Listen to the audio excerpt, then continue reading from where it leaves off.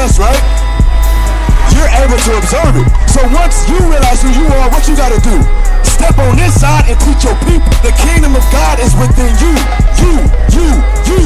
Once you wake up and teach your people, the kingdom will come. No more do we have to get gunned down. No more do women have to be raped. No more do we have to hate each other.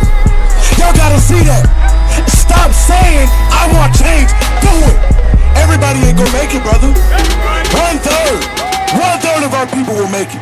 2/3 will perish here in Babylon. We're gonna tell you nothing different, sis. We are the prophets of the Most High. We're not gonna tell you what you want to hear. We don't speak smooth words. Right. We're not gonna prophesy blessings. Right. We're gonna tell you, thus saith the Lord. That's right. And that is that if you don't repent, death is coming. Right. Read that.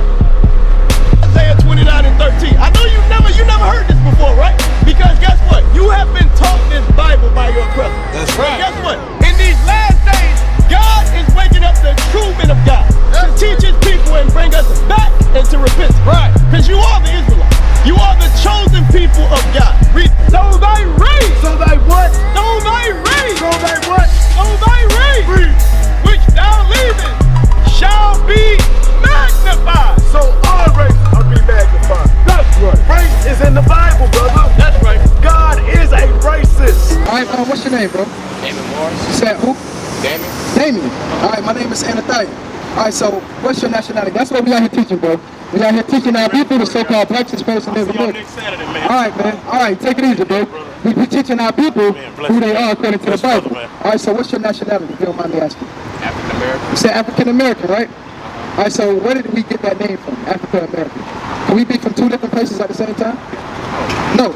So where does the word African American come from? That makes no sense, right? All right, so we've been taught that our names are black, African American, right? African American, the word Africa comes from a so-called white man named Leo Sempronius Africanus. After he conquered that land, he named the land after his own name. So he named it Africa. So the people over there in Africa are actually not even Africans. Right. They would just name that name after he named the land after himself. All right, so we're not Africans. That came from a white man. Think about the name of America. That came from another so-called white man, an Italian navigator named Amerigo Vespucci. All right, so that's where America comes from. Our people don't know the history, so we call ourselves these names, but we don't know who we actually are according to the Bible. Right. So that's where that name comes from. So are you African American now? No. All right, so who are you? What's your nationality? I don't know. You don't know, right? Isaiah chapter 1, verse 3. Because what you're saying is a prophecy that was going to be written about us in the Bible. All right, so you just said you don't know, right? All right, read that. Isaiah chapter 1, verse 3. The book of Isaiah, chapter 1 and verse 3. The ox knows his owner. So an ox is a dumb animal. So the Most High God is comparing to us to livestock. He says an ox knoweth his owner. He knows his owner if he sees him. His master's crib. So an ass is a donkey. That's another dumb animal. An ass knows his master's crib. He knows where he resides. So he knows where he lives, right? Go ahead. But Israel. Who? But Israel. But Israel, you just said what? Israel. You don't know, right? You say Israel what? But Israel does not know. But Israel don't know. Exactly what you just said. Read on. My people does not consider. So the Israelites today, they don't know who they are. We think we so-called blacks, Hispanics, and Native Americans. Right. We think that we blacks, we think that we Negroes, we think that we Indians, we think that we Mexicans. But we are not. We are God's chosen people. We are the Israelites according to the Bible. Bro. That's right. All right, so now we're going to teach you and show you how do we know that we're the children of Israel according to the Bible. All right, if you have any questions, don't be afraid to ask us anything, all right? Deuteronomy chapter 28, actually Jeremiah 17, verse 4. It's the reason why we don't know our history, all right? So don't think that we're picking on you because you don't know who you are. You know what I'm saying? A lot of our people don't know. I didn't know before I came to this truth. Before I was taught these things in the Bible, all right? Right. So now we're going to teach you and show you who you really are according to the scriptures. Bring it up. Jeremiah chapter 17, verse 4. The book of Jeremiah, chapter 17 and verse 4. All right, read on. And thou, even thyself. So thou, even thyself, this whole Bible is talking to the children of Israel. So it says, thou, even thyself, Damien, go ahead. Shall discontinue from thy heritage. So discontinue, what does that mean? I don't know. Discontinue means to stop. You continue and you keep going, right? Right. So discontinue meaning you will cease, you will stop. You will be cut off from what? Read on. That I gave thee, and I will Read go, from the top again. and thou, even thyself, Thou, even thyself, Damien, go ahead. shall discontinue from thy heritage. You will be cut off from your heritage. You wouldn't know who you are. All right, go ahead. What? That I gave thee, So the Most High God gave us our heritage. Go ahead. And I will cause thee to serve thy enemies. And he will cause us to serve our enemies. Why? Because we broke God's laws. You're going to get that in Deuteronomy 28:15. So that's why you don't know who you are, because we was cut off from our heritage. All right, so that's why you thought you was African American. But according to the Bible, that's not true. Right. But this is the reason why. Go ahead, read Deuteronomy 28:15. The book of Deuteronomy, chapter 28 and verse 15. Familiar with Moses, the children of Israel? He saved them out of the hand of the Egyptians, right? And after that, they came out of the land of Egypt. They was in the wilderness. And this is Moses speaking to the children of Israel, the so-called blacks, Hispanics, and Native Americans, so-called today. All right, go ahead. But it shall come to pass. So he's saying it shall come to pass. He's talking about a future prophecy. These things will happen to you in the future. Go ahead. If thou would not hearken unto the voice of the Lord thy God. It says if y'all don't hearken unto the voice of the Lord thy God. Hearken means to listen. We don't listen to the Bible. This is the voice of the Most High God. Go ahead. To observe. To observe. Go ahead. To do all his commandments. To do some of them. All his commandments. To do 10 of them. All his commandments. So to do all the Most High God's commandments that he gave us. If we didn't do that, go ahead. And his statutes. And his statutes. Which I commanded thee this day. That all these curses. All these what? All these curses shall come upon thee.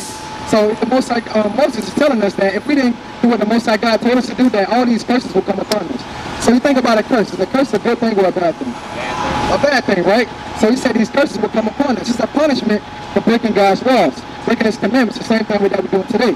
All right, so that's why the Most High God put curses upon us. Read verse 46. So, but it's also a reason behind these curses.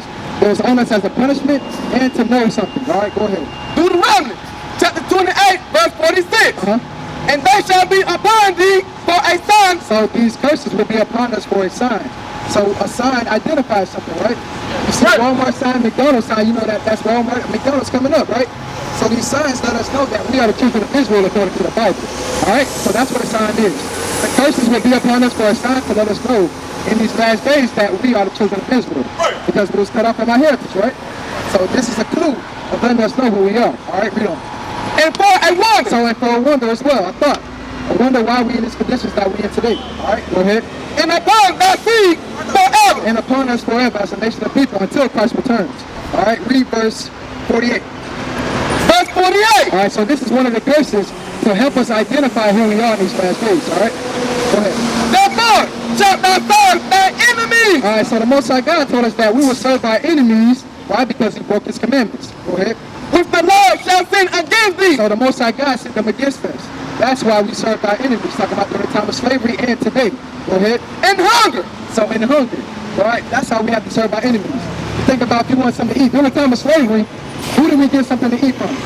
We had to go to our slave masters to get it, right? All right, so same thing today. It said these curses will be upon us forever, right? So we should still be going through them today. So think about today. If you want something to eat, where you have to go to get it? To a restaurant, right? All right, so you think about Wendy's, think about Golden Corral, Walmart, wherever you want to get your food, your groceries, you have to get them from your enemies. Because we don't own those places, do we? We don't own none of those places. So he said we have to serve our enemies in hunger. That's one of the clues of letting us know that we're the children of Israel. All right, read on. And in thirst. And in thirst. So you think about something to drink. You want the Sani Aquafina? You want, if you don't pay your water bill, what happens? They cut it off, right?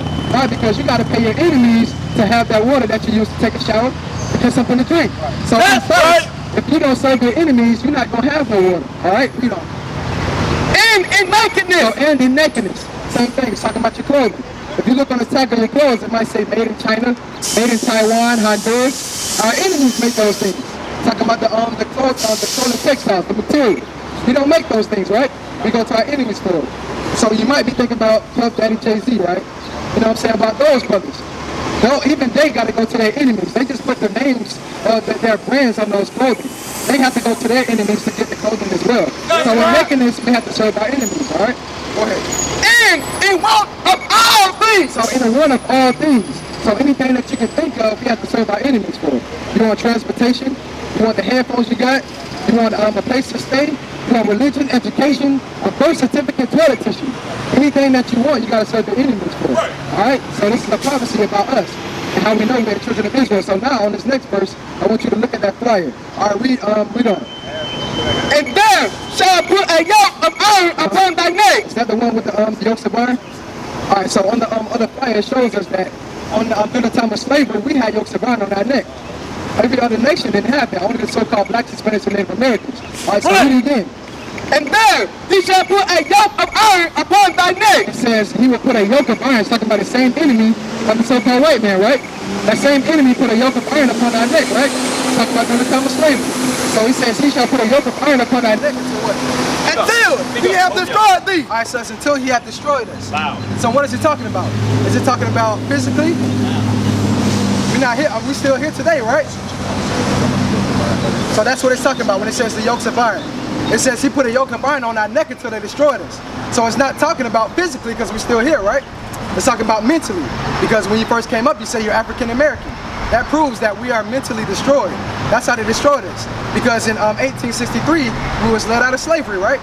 But after that, the so-called white man knew that we had to go to them for everything. So that's how we're destroyed. Right. We don't know who we are according to the Bible. We still have to depend on our enemies and the one of all things. All right, so read on. Verse 49. The Lord shall bring a nation against thee from far. All right, so read verse 68.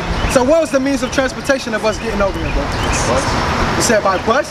All right, so you think about the time of slavery. We was on the west coast of Africa. How did we get all the way on this side of the world? On ships, right? That's so now right. we're going to read it because this Bible is our history book.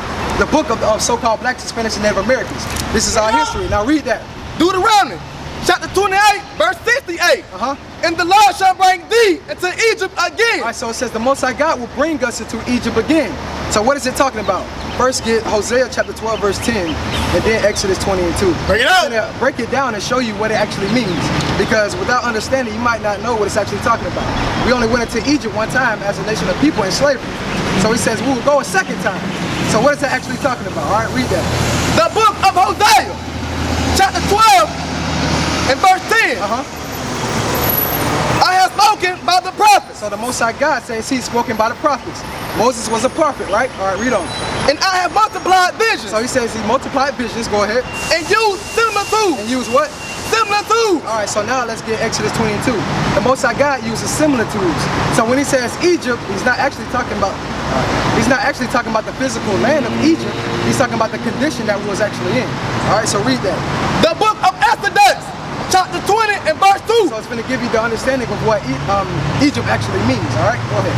I am the Lord thy God, which have brought thee out of the land of Egypt. So he brought us out of the land of Egypt. Go ahead. Out of the house of bondage. So out of the house of bondage. So that's what Egypt means. So bondage actually means captivity or slavery. That's another word for it, right? So that's what it's actually talking about. So now when we read, he will bring us into Egypt again, we have an understanding of what it's actually talking about. All right, read on. 28:60. Deuteronomy chapter 28, verse 68. And the Lord shall bring thee into Egypt again. So the Most High God brought us into Egypt again, meaning slavery again. All right, second time, go ahead. With ships. All right, so how you say we got over here? Ships. We got over here on ships, right? So this is a prophecy that was written about us because we broke God's laws. That's right. We was going to go into slavery on slave ships. That's what actually happened to us, right? All right, read on. By the way whereof I spake unto thee. So he said the same way he said it was going to happen, that's actually how it happened. All right, go ahead. Thou shalt see it no more again. We want to see our homeland again, Jerusalem. Go ahead. And there ye shall be sold unto your enemies. So it says there we will be sold into our enemies. Talking about the so-called white man, the same man that we have to serve, the same man that put yokes of iron on our neck, right? It says there we will serve our enemies. Go ahead. For bondmen. For bondmen, talking about slave women. Go ahead. And no man shall buy you. So it says no man shall buy you, meaning no man shall redeem or save you. So you think about Martin Luther King, Malcolm X, Marcus Garvey. They all tried, but they failed, right? Because the Most High God says no man shall save you.